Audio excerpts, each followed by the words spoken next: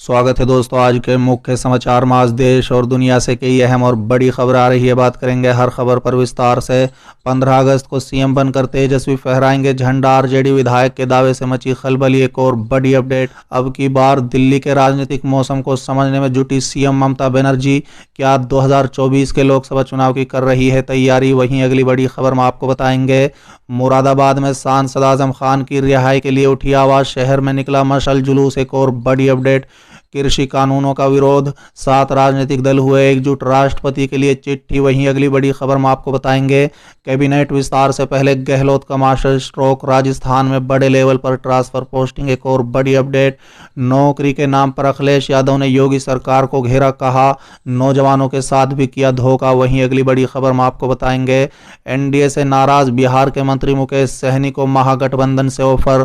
कांग्रेस बोली तोड़ दीजिए रिश्ता। वहीं अगली बड़ी खबर में आपको बताएंगे नागरिकता संशोधन कानून, गृह मंत्रालय ने सीए के नियमों के लिए फिर मांगा 6 महीने का वक्त। एक और बड़ी अपडेट, शहाबुद्दीन की पत्नी की तबीयत बिगड़ी, पटना के अस्पताल में देर रात पहुंचे तेजस्वी यादव। इसी के साथ अगली बड़ी खबर में आपको बताएंगे बदल सकता है पश्चिम बंगाल का नाम, ममता ने पीएम मोदी के सामने उठाया मुद्दा। तो चलिए देख लेते आज की पहली बड़ी खबर।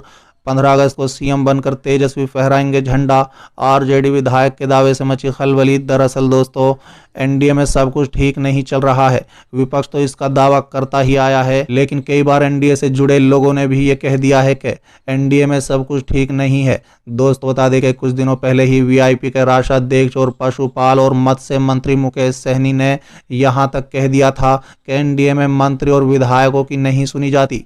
अब आरजेडी के विधायक भाई वीरेंद्र ने एक बड़ा बयान दे दिया है। दोस्तों बता दें उन्होंने कहा है कि 15 अगस्त को तेजस्वी यादव ही मुख्यमंत्री बनकर पटना के गांधी मैदान में झंडा फहराएंगे। दोस्तों बता दें कि भाई वीरेंद्र के इस बयान के बाद बिहार के सियासी गलियारों में खलबली मच गई है। राष्ट्रीय जनता दल यानी आरजेडी विधायक भाई वीरेंद्र ने एनडीए में हो रहे घटनाक्रम को खेला बताया है और कहा है कि इस खेला से बिहार की सियासत में बड़ा बदलाव होने जा रहा है। नीतीश कुमार की सरकार गिरने वाली है। स्वतंत्रता दिवस के दिन 15 अगस्त को तेजस्वी यादव मुख्यमंत्री बनकर गांधी मैदान में तिरंगा फहराएंगे। दोस्त बता दें कि विधायक भाई वीरेंद्र के दावे से बिहार की सियासत में नई चर्चा शुरू हो गई है। दरअसल हाल ही में जातीय जनगणना के मुद्दे पर जेडीयू और बीजेपी में आमने सामने की स्थिति हो गई थी, तो वहीं वीआईपी के मुकेश सहनी भी बीजेपी से नाराज चल रहे हैं। चलिए अगली खबर, अब की बार दिल्ली के राजनीतिक मौसम को समझने में जुटी सीएम ममता बनर्जी। आज 2024 के लोकसभा चुनाव की कर रही है तैयारी। दरअसल दोस्तों संसद में जिस समय तृणमूल कांग्रेस के सांसद खेला होबे के नारे लगा रहे थे, उसी वक्त कोलकाता से दिल्ली आई उनकी नेता ममता बनर्जी राजनीतिक मेल मुलाकात में लगी हुई थी। ममता बनर्जी और प्रधानमंत्री नरेंद्र मोदी के बीच करीब 45 मिनट तक मुलाकात चली और बाहर निकलने पर पत्रकारों ने उनसे पूछा कि मुलाकात में क्या बात हुई, जिसके बाद उन्होंने कहा है कि मैं 2 साल बाद दिल्ली आई, चुनाव के बाद एक बार भेंट करना पड़ता है, ये प्रोटोकॉल होता है। उन्होंने कहा है कि संविधान के मुताबिक ये शिष्टाचार वोट है, लेकिन इसके साथ ही मैंने कोविड के बारे में चर्चा किया। ममता ने कहा है कि हमें जितना वैक्सीन मिला है उससे ज़्यादा चाहिए। जनसंख्या के मुताबिक हमारे पास कम वैक्सीन है और आज हमने इसी बारे में चर्चा की है। दोस्त बता दें 5 दिनों के दौरे पर दिल्ली आई ममता बनर्जी ने उसके पहले मध्य प्रदेश के पूर्व मुख्यमंत्री और वरिष्ठ कांग्रेस नेता कमलनाथ के अलावा कांग्रेस नेता आनंद शर्मा से भी मुलाकात की। जब उनसे पूछा गया क्या वो साल 2024 की तैयारी कर रही हैं, इस पर उन्होंने कहा है कि लोकसभा चुनाव में भी टाइम है, लेकिन प्लानिंग तो पहले से ही करना पड़ता है। चलिए अगली खबर, मुरादाबाद में सांसद आजम खान की रिहाई के लिए उठी आवाज। शहर में निकला मशाल जुलूस। दरअसल दोस्तों महानगर समाजवादी पार्टी की ओर से जामा मस्जिद चौराहे पर जुटे कार्यकर्ताओं ने मशाल जुलूस निकाला।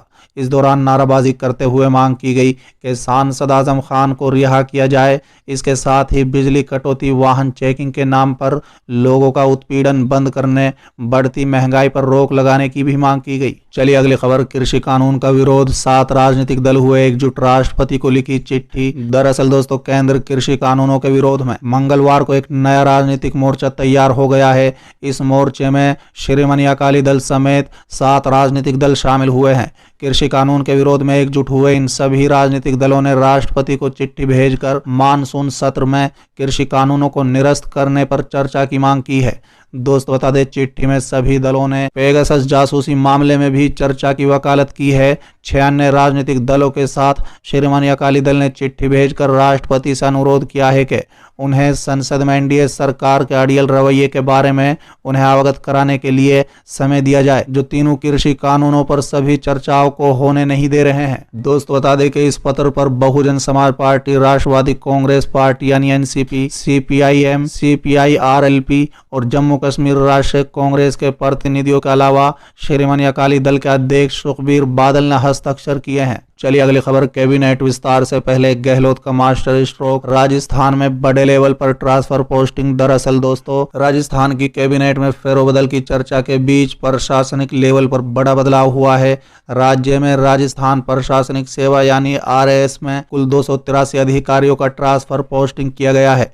प्रदेश सरकार के कार्मिक विभाग द्वारा मंगलवार देर रात को इसकी पूरी लिस्ट जारी कर दी गई है, जिसमें सभी अधिकारियों को ट्रांसफर के बारे में जानकारी दी गई है। बता दें कि तबादले तब हुए जब प्रदेश में कैबिनेट में फेरबदल की चर्चा है। साथ ही जिला परिषद और पंचायत समिति सदस्यों के चुनाव होने वाले हैं।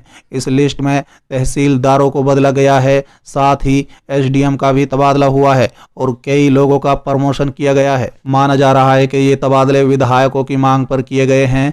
तबादला सूची में ऐसे अधिकारियों का नाम भी है जो पिछले दिनों विधायकों से भिड़े थे। चलिए अगली खबर, नौकरी के नाम पर अखिलेश यादव ने योगी सरकार को घेरा, कहा नौजवानों के साथ भी किया धोखा। दरअसल दोस्तों, सपा अध्यक्ष और यूपी के पूर्व सीएम अखिलेश यादव ने प्रदेश की योगी आदित्यनाथ सरकार पर बड़ा आरोप लगाया है। अखिलेश यादव ने कहा है कि प्रदेश की भाजपा सरकार ने पहले किसानों को धोखा दिया और नौजवानों के साथ भी बड़ा धोखा किया।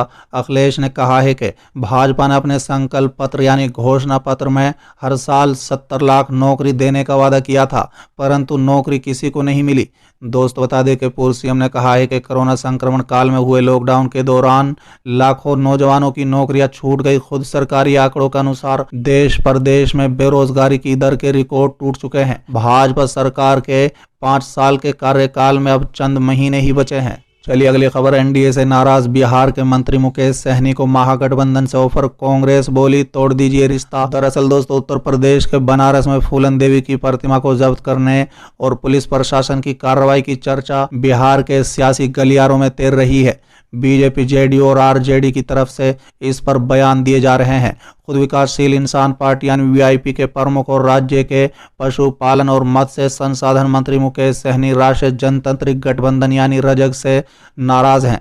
इसी बीच मुकेश सहनी को कांग्रेस ने महागठबंधन में शामिल होने का न्योता दिया है। दोस्त बता दें, कांग्रेस विधानमंडल दल के नेता अजीत शर्मा ने मंगलवार को विधानसभा परिसर में मीडिया से कहा है कि यदि सहनी में गैरत बची है तो उन्हें रजग से तत्काल रिश्ता तोड़ना चाहिए और विकास के मसले पर महागठबंधन के साथ आना चाहिए। चलिए अगली खबर, शहाबुद्दीन की पत्नी की तबीयत बिगड़ी, पटना के अस्पताल में देर रात पहुंचे तेजस्वी यादव। दरअसल दोस्तों, रजद के पूर्व सांसद दिवंगत शहाबुद्दीन की पत्नी और आरजेडी नेत्री हिना शाहब की तबीयत बिगड़ गई है। मंगलवार की रात पटना के पारस अस्पताल में हिना शाहब को एडमिट कराया गया। दोस्त बता दें, सीवान में तबीयत ज्यादा खराब होने के बाद उनको पटना पारस अस्पताल में लाया गया। इसी दौरान जैसे ही नेता प्रतिपक्ष तेजस्वी यादव को इस बात की सूचना मिली, वो देर रात 10 बजे हिना शाहब का हालचाल जानने के लिए पटना के पारस अस्पताल पहुंचे।